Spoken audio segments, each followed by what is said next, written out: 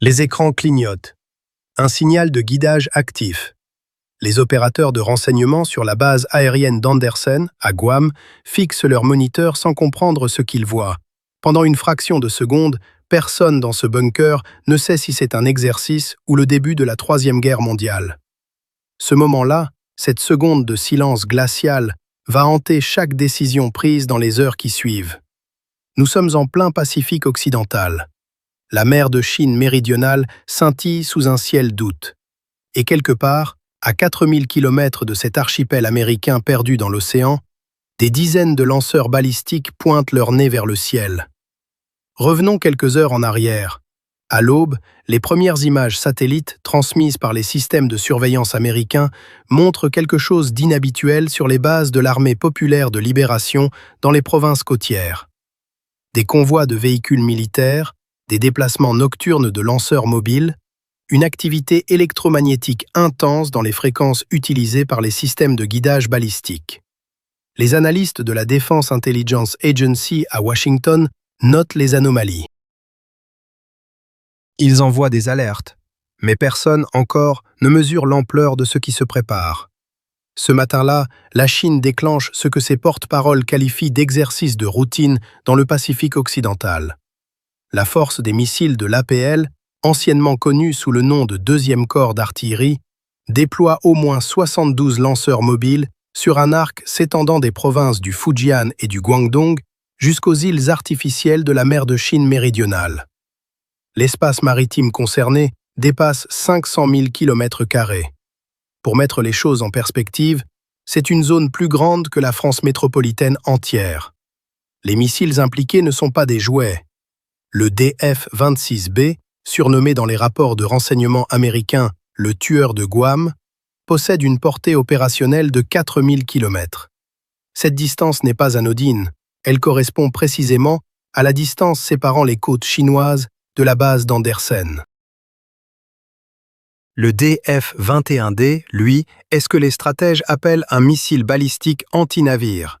Conçu spécifiquement pour couler des porte-avions en mouvement, il est capable de frapper un bâtiment de surface en pleine mer à des vitesses hypersoniques en phase terminale. Puis viennent les missiles de croisière YJ-12, des engins supersoniques à basse altitude conçus pour saturer les défenses navales, et les planeurs hypersoniques DF-17, capables de manœuvrer à Mach 5 en phase finale, rendant leur interception quasi impossible avec les systèmes actuels. 72 lanceurs, 500 000 km², des missiles qui portent le nom de leur cible dans les dossiers secrets de la CIA.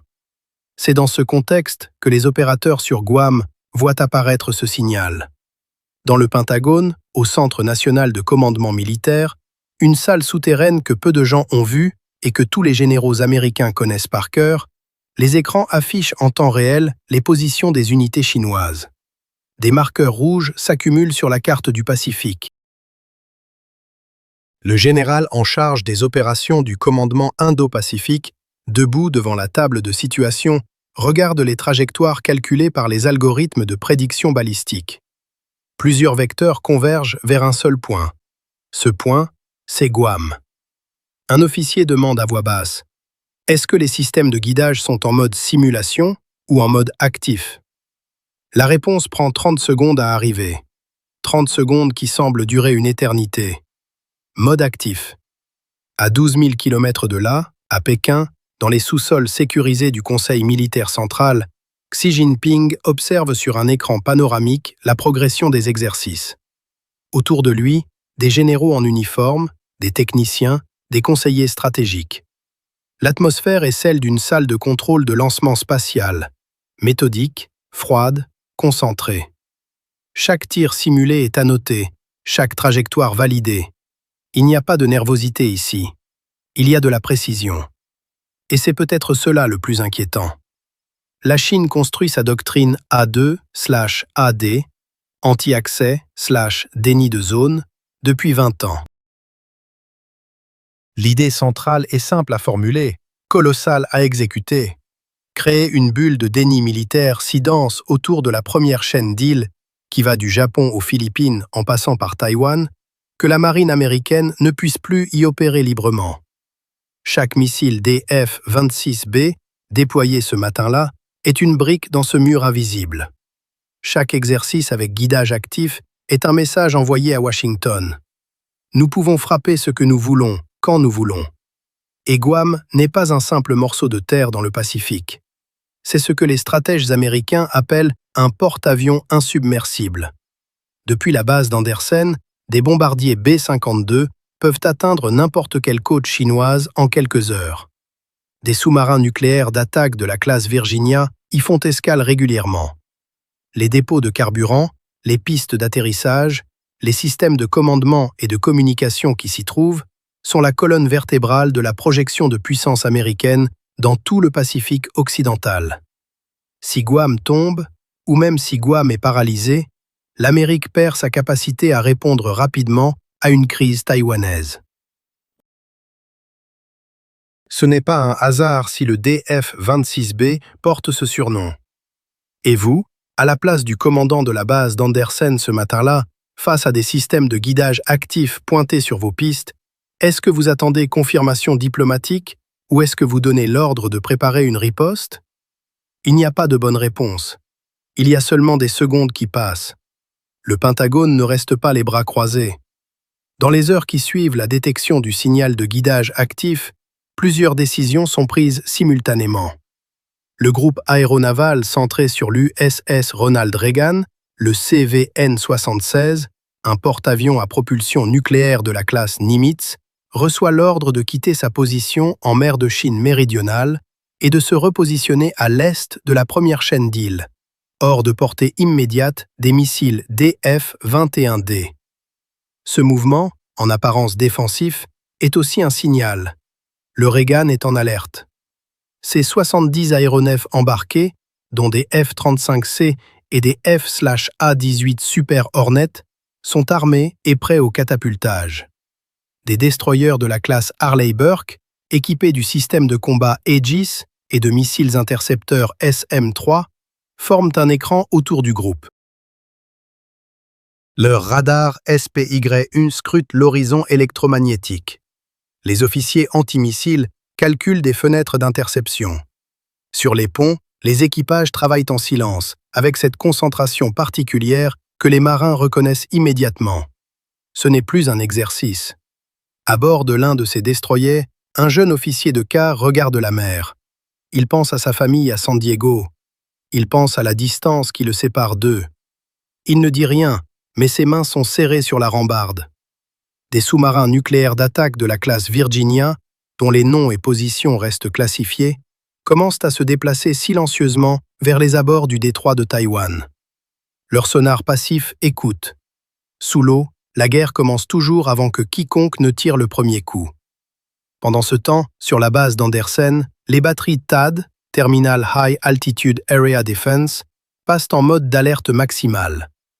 Le THAAD est le dernier bouclier de Guam, capable d'intercepter des missiles balistiques en phase terminale à des altitudes comprises entre 40 et 150 km. Ces radars AN/TPY2 sont parmi les plus puissants du monde.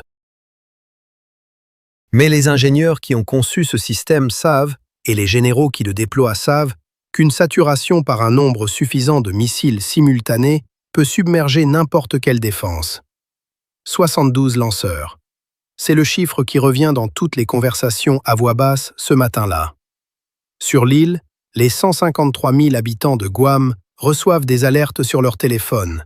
Des messages d'urgence officiels, dans un anglais sobre et précis, leur demandent de se tenir informés et d'éviter les zones proches des installations militaires. Dans les rues de Agatnia, la capitale, des familles s'arrêtent sur les trottoirs, regardent leurs écrans, se regardent les unes les autres. Les personnes âgées, celles qui ont grandi avec les récits de l'occupation japonaise entre 1941 et 1944, qui ont entendu leurs parents parler des bombes, des camps, de la peur, comprennent immédiatement ce que signifie cette alerte. Elles n'ont pas besoin d'explications. À Pékin, dans les mêmes heures, les rues sont calmes. Les habitants vaquent à leurs occupations. Les médias d'État mentionnent les exercices militaires en quelques lignes, les qualifiant de manœuvres de routine dans le cadre du renforcement de la défense nationale. Personne ne parle de Guam. Personne ne parle de guidage actif. La distance entre ce que savent les généraux dans leurs bunkers et ce que vivent les citoyens ordinaires n'a jamais semblé aussi grande. Dans les airs, la tension prend une autre dimension. Des bombardiers stratégiques H-6K de l'APL décollent de la base aérienne de Xinjiang, dans la province du Sichuan. Ces appareils, une version modernisée du Tupolev soviétique Tu-16, sont capables d'emporter des missiles de croisière à longue portée et ont été utilisés ces dernières années pour des patrouilles provocatrices autour de Taïwan et du Japon. Leur présence dans l'espace aérien du Pacifique occidental ce jour-là n'est pas accidentelle. En réponse, des B-52H Stratofortress décollent de la base de Diego Garcia, dans l'océan Indien. Ces géants de l'air, dont certains exemplaires ont plus de 60 ans de service, restent parmi les plateformes de bombardement les plus polyvalentes au monde. Leur message est clair. Nous sommes là, nous vous voyons, et nous pouvons répondre. Mais c'est au-dessus du détroit de Taïwan que la situation atteint son point de friction le plus dangereux. Des chasseurs J-20 de l'APL, les appareils furtifs de 5e génération, que Pékin a développés en partie pour contester la supériorité aérienne américaine dans la région, s'approchent de la ligne médiane du détroit. De l'autre côté, des F-22 Raptor américains, les chasseurs les plus avancés technologiquement au monde, maintiennent leur position. À un moment donné, la distance entre les deux formations tombe à 80 km. Chaque pilote a l'autre sur son radar. Chaque système d'armes est armé. 80 km. C'est moins que la distance entre Paris et Chartres. Si l'un de ces pilotes avait appuyé sur la gâchette en premier, par erreur, par peur, par ordre mal interprété, qu'est-ce qui se serait passé ensuite? Est-ce que l'escalade aurait pu être stoppée? Est-ce que quelqu'un, quelque part, aurait eu le courage de décrocher le téléphone avant que la deuxième salve parte? Ces questions ne sont pas rhétoriques. Ce sont les questions que les historiens militaires posent après chaque guerre, en cherchant le moment exact où tout aurait pu être différent. Imaginons maintenant, et c'est ici que le scénario bascule dans ce que les planificateurs militaires appellent un « jeu de guerre », que le guidage actif se soit transformé en lancement réel. Les premières DF-26B touchent Guam 22 minutes après le lancement. Les dépôts de carburant de la base d'Andersen explosent en colonnes de feu visibles à 50 km. 2 des 3 pistes principales sont rendues inutilisables. Un second salvo de DF-21D, guidé par des données satellitaires actualisées en temps réel, frappe un destroyer Harley Burke en patrouille à 200 km au nord-est de Guam. Le bâtiment coule en 11 minutes. 287 marins. 14 aéronefs détruits au sol sur la base, dont 4 B-52 et plusieurs F-35C qui n'ont pas eu le temps de décoller. La riposte américaine est immédiate et massive. Des missiles Tomahawk, lancés depuis les sous-marins Virginia et les destroyers Aegis, frappent les bases de lancement chinoises dans les provinces côtières. 3 bâtiments de surface de l'APL sont coulés, dont un destroyer type 052D. 6 chasseurs J-20 sont abattus au-dessus du détroit par des F-22 et des missiles RR-AIM-120D. Les installations radars sur les îles artificielles de la mer de Chine méridionale sont neutralisées. Et ensuite? C'est là que le scénario devient véritablement terrifiant, parce qu'ensuite, personne ne sait. Le Conseil de sécurité de l'ONU se réunit en session d'urgence à New York. Les ambassadeurs américains et chinois se font face à travers une table en bois poli, avec des mots soigneusement choisis qui ne dissimulent plus rien. Le président des États-Unis s'adresse à la nation depuis le bureau ovale, avec cette gravité particulière que les Américains reconnaissent pour l'avoir vu trop de fois. Le visage d'un commandant en chef qui sait que ses prochaines paroles vont résonner dans l'histoire. Il parle de défense, d'alliés, de valeurs. Il ne prononce pas le mot « guerre », mais tout le monde l'entend quand même. Au Japon, le gouvernement déclare l'état d'alerte maximale sur les îles Ryukyu, cet archipel qui s'étend vers Taïwan comme un bras tendu, et commence l'évacuation partielle des populations civiles les plus exposées. L'Australie rappelle ses navires en mer et les repositionne en configuration de combat. Les alliés européens convoquent des réunions d'urgence. L'OTAN publie un communiqué mesuré qui dit beaucoup en très peu de mots. La Russie, elle, ne dit rien. Ce silence-là est peut-être le plus éloquent de tous. Qui est responsable de ce monde arrivé au bord du gouffre? Est-ce Washington, qui a maintenu pendant des décennies une présence militaire massive aux portes de la Chine, qui a vendu des armes à Taïwan, qui a envoyé ses porte-avions dans des eaux que Pékin considère comme siennes? Est-ce Pékin, qui a construit des îles artificielles en violation du droit international, qui a développé des missiles portant le nom de leur cible, qui a activé ses systèmes de guidage sur une ville américaine de 153 000 habitants? La réponse dépend de qui vous êtes, d'où vous venez, de ce que vous avez appris à croire sur la puissance et la légitimité. Et c'est précisément pourquoi cette question ne se résout pas en quelques minutes devant un écran. Mais revenons à la réalité, parce que la réalité est déjà suffisamment troublante. Les exercices ont eu lieu, les 72 lanceurs ont été déployés.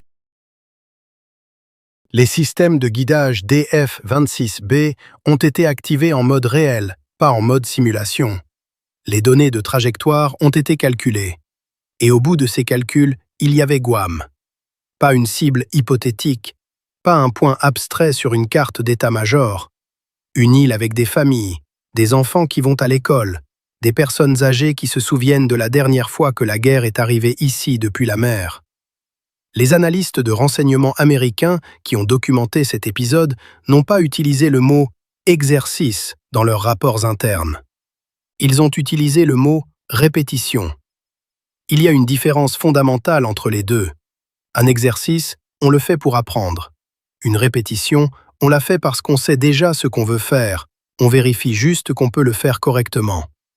La doctrine A2/AD de la Chine n'est pas une théorie académique. C'est un programme d'armement de 20 ans, financé à hauteur de centaines de milliards de dollars, conçu avec une précision d'ingénieur pour rendre la projection de puissance américaine dans le Pacifique occidental trop coûteuse pour être viable.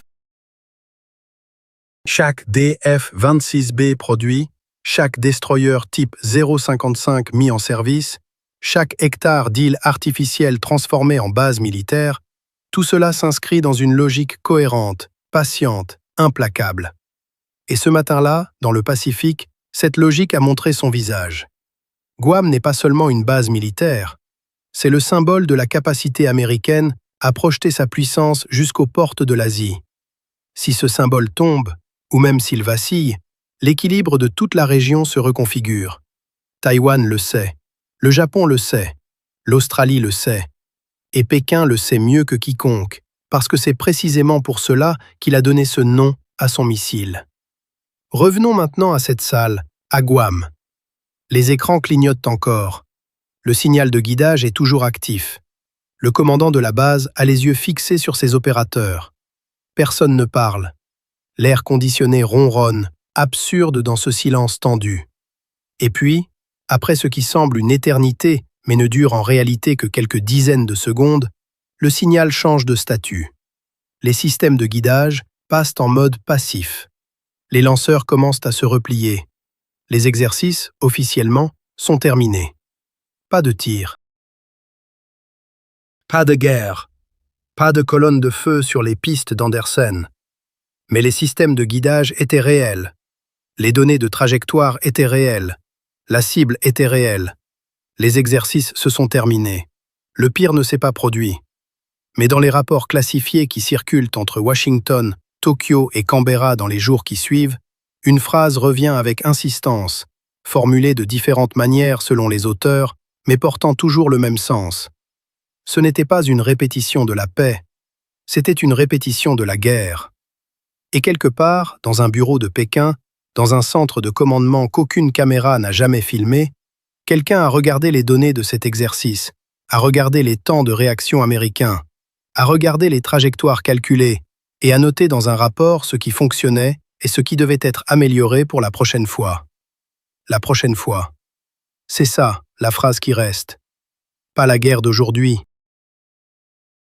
La guerre de demain, répétée aujourd'hui avec une précision froide, dans l'indifférence totale des 153 000 personnes qui vivent sur cette île et qui ont reçu une alerte sur leur téléphone sans vraiment comprendre à quel point elles étaient proches, ce matin-là, de devenir une note de bas de page dans un rapport de dommages collatéraux. Est-ce que c'était simplement la démonstration de force d'une puissance militaire qui veut être prise au sérieux? Ou est-ce que quelque chose a changé, quelque chose de fondamental dans la manière dont Pékin calcule le risque et la récompense d'une confrontation directe avec Washington? La réponse à cette question va définir les 10 prochaines années du monde dans lequel nous vivons tous, pas seulement les Américains, pas seulement les Chinois, mais chacun d'entre nous qui dépend de la stabilité de cet océan pour que les conteneurs arrivent dans nos ports, pour que les semi-conducteurs arrivent dans nos usines, pour que la paix reste ce fond silencieux sur lequel nous construisons nos vies sans y penser. Les écrans clignotent. Le signal était réel. Et la question que personne ne veut poser à voix haute, parce que la poser, c'est déjà accepter qu'elle est une réponse, c'est « la prochaine fois, est-ce que quelqu'un donnera l'ordre de ne pas s'arrêter »